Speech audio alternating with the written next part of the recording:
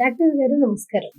Doctor గారు ఎంతో మంది బరువు తగ్గడానికి వివిధ ప్రయత్నాలు చేస్తూ ఉంటారు. చిట్కాలు పాటిస్తూ ఉంటారు. సోషల్ మీడియాలో ఏది చూస్తే అది చేస్తా ఉంటారు. బట్ బరువు తగ్గరు. అసలు ఏం చేయాలి బరువు తగ్గాలి? గట్ బ్యాక్టీరియా బాగుంటే బరువు త్వరగా తగ్గుతారమ్మా. హ్మ్. సో ఎందుకంటే యాక్చువల్గా 50 క్యాలరీస్ ఉన్నటువంటి ఆహారం తీసుకున్నప్పుడు మనం గట్ బ్యాక్టీరియా సరిగ్గా లేకపోతే 100 క్యాలరీస్ కింద మారిపోతుంది. ఓకే. దానివల్ల వాళ్ళు ఎన్ని ప్రయత్నాలు చేసినా బరువు తగ్గరమ్మా. సో గట్ బ్యాక్టీరియా మంచి బ్యాక్టీరియా బాగుండాలన్నమాట. అంతే కాకుండా గట్ బ్యాక్టీరియా నేను ఇంతకుముందు చెప్పినట్టు 50 క్యాలరీస్ ఉన్న ఆహారము 100 క్యాలరీస్ గా చెడ్డ బ్యాక్టీరియా మారుస్తుంది. అదే మంచి బ్యాక్టీరియా అయితే 50 క్యాలరీస్ ఉన్న ఆహారాన్ని 25 క్యాలరీస్ గా మార్చుకుంటుంది అనమాట. సో క్యాలరీస్ పరంగా కూడా మార్పు చేసుకోవాలంటే గట్ బ్యాక్టీరియా బాగుండాలి అనమాట. సో గట్ బ్యాక్టీరియా ఎప్పుడైతే బాగుంటుందో అప్పుడు మనం చేసేటువంటి ప్రయత్నాలు కూడా సఫలీకృతం అవుతాయి. చాలా మంది చాలా రకాల ప్రయత్నాలు చేస్తుంటారు, మరి రిజల్ట్ రాకపోవడానికి కారణం ఏంటంటే వాళ్ళ గట్ బ్యాక్టీరియా బాగాలేదని చెప్పి చెప్పుకోవచ్చు అన్నమాట ఎక్కువ శాతం మందిలో.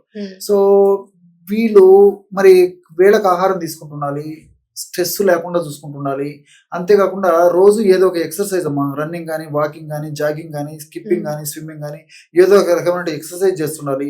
కార్బోహైడ్రేట్స్ ఫుడ్ తగ్గించేసి ప్రోటీన్, ఫైబర్ ఉన్న ఆహారం ఎక్కువగా తీసుకుంటుండాలి. టయానికి ఆహారం తీసుకుంటుండాలి. ఆహారం తీసుకున్న వెంటనే విశ్రాంతి అంటే నిద్రపోకుండా ఉండాలమ్మా. ఆహారం తిన్న వెంటనే అలాంటి వాళ్ళు నిద్రపోకూడదు. ఇలాంటి చిన్న చిన్న జాగ్రత్తలు తీసుకుంటూ మరి ఇప్పుడు నేను చెప్పబోయేటువంటి ఔషధాన్ని వాడుకోవడం వల్ల మరి వెయిట్ లాస్ లో మంచి రిజల్ట్ కనిపిస్తుందమ్మా. 100 గ్రాములు ఈ యొక్క కరక్కాయ పొడి తీసుకోవాలమ్మా. కరక్కాయ పొడిని దొరుకుతుందమ్మా. కరక్కాయల యొక్క పొడి మనకు మార్కెట్ లో దొరుకుతుందమ్మా. కరక్కాయ పెచ్చుల యొక్క పొడే ప్రధానంగా పనిచేస్తుందమ్మా. అంతేగాని అన్ని కలిపి తయారు చేసిన పొడి అయితే పనిచేయదు. సో మనం విచారించేసి కావాలంటే అలాంటివి తెచ్చుకోవాలి.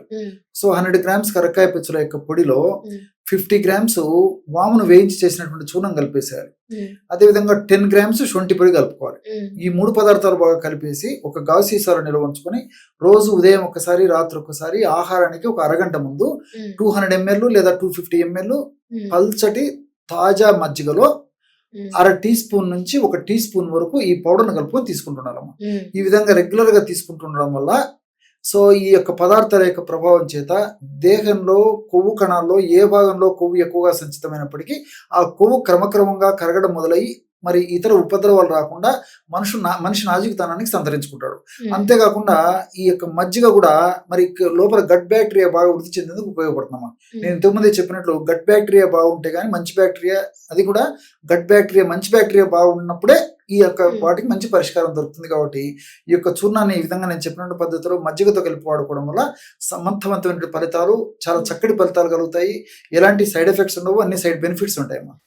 అయితే సుమారు ఒక నెలకి మీరు చెప్పిన చిట్కాలన్నీ కూడా చేస్తే ఎంత తగ్గొచ్చు?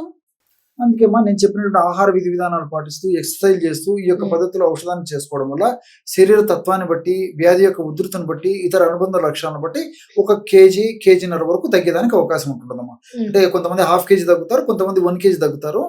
ఈవెన్ మనం ఆ రేంజ్ చూసుకుంటే 1/2 kg నుంచి ఇంచుమించు 1 kg వరకు అని చెప్పుకోవచ్చు. అంటే ఒక నెలకు అంత తగ్గితేనే ఎస్ ఎగ్జాక్ట్లీ అమ్మా. స్లోగా తగ్గినప్పుడే, ఎందుకంటే ఒక్కసారి వాళ్ళు అంత వెయిట్ పెరగలేదు కదమ్మా. కాబట్టి స్లోగా తగ్గినప్పుడే ఆ యొక్క ప్రభావం కూడా మరి దేహం మీద, మనసు మీద లేకుండా ఎటువంటి సైడ్ ఎఫెక్ట్స్ లేకుండా ఉండడానికి అవకాశం ఏర్పడుతుంది. కానీ ఒక్కసారి మరి నెలకి 5 కేజీలు 6 కేజీలు విపరీతంగా తగ్గడం మొదలైనా మంచిది కదమ్మా అది. కాబట్టి ఇట్లా గ్రాడ్యువల్ గా తగ్గినప్పుడే ఆ యొక్క స్టాండర్డ్ గా ఉంటుంది. దానివల్ల ఎటువంటి దుష్ఫలితాలు కూడా ఉండవు. చాలా మంది ఏమంటూ ఉంటారు అంటే ఓన్లీ వెజిటేబుల్స్ తీసుకోవడం, అంటే ఇంకా రైస్ పూర్తిగా మానేసి రోజు వెజిటేబుల్స్, స్ప్రౌట్స్, అలాగే సీడ్స్ తీసుకుంటూ ఉంటారు. ఓన్లీ అంటే మా అన్నం మొత్తం మానేసి అవి తీసుకోవడం వల్ల, వెజిటేబుల్స్ తీసుకోవడం వల్ల వెయిట్ లాస్ అవుతారా? అది ఒకవేళ త్వరగా వెయిట్ లాస్ అయినప్పటికీ చాలా రకాలైన అనారోగ్య సమస్యలు వస్తాయమ్మా. అది ఏమాత్రం క్షేమదాయకం కాదు, ఆరోగ్యదాయకం కాదు, ఆమోదాయకం అంతకన్నా కదమ్మా.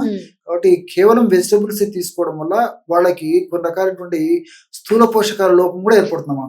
అంటే మనిషికి ప్రోటీన్స్ అవసరమే, ఫ్యాట్స్ అవసరమే, ఫైబర్ అవసరమే, అదే విధంగా కార్బోహైడ్రేట్స్ అవసరమే. కాబట్టి మరి వెజిటబుల్స్ తీసుకోవడం వల్ల స్థూల పోషకాలు అంటే ప్రోటీన్స్, అదేవిధంగా ఫ్యాట్స్, కార్బోహైడ్రేట్స్ వాటిలో చాలా చాలా తక్కువ ఉంటాయి. మైక్రోన్యూట్రియంట్స్, ఫైబర్ ఇలాంటివి బాగుంటాయి. కాబట్టి కేవలం వాటిని తీసుకోవడం వల్ల వెయిట్ లాస్ అయితే అవుతారు, కానీ అనేక రకాల కాంప్లికేషన్స్ వస్తాయి. కాబట్టి డాక్టర్స్ కూడా సజెస్ట్ చేయరమ్మా. ఎప్పుడో ఒకసారి ఈ విధంగా ఈ వెజిటబుల్ జ్యూస్ ఏదో రోజు ఒక్కసారి తీసుకోవడం కానీ, లేకపోతే గిన ఎప్పుడో ఒకసారి నెలలో ఒక్కసారి ఈ విధంగా వెజిటబుల్ జ్యూస్, ఫ్రూట్ జ్యూస్ ఇలాంటివి తీసుకోవడం ఇట్లా చేసుకుంటే అంత ఇబ్బంది ఉండదు. కానీ డైలీ ఈ పద్ధతిలో కేవలం వెజిటబుల్స్ తీసుకోవడం ఏమాత్రం మంచిది కదా. ఓకే అండి, thank you so much. Okay.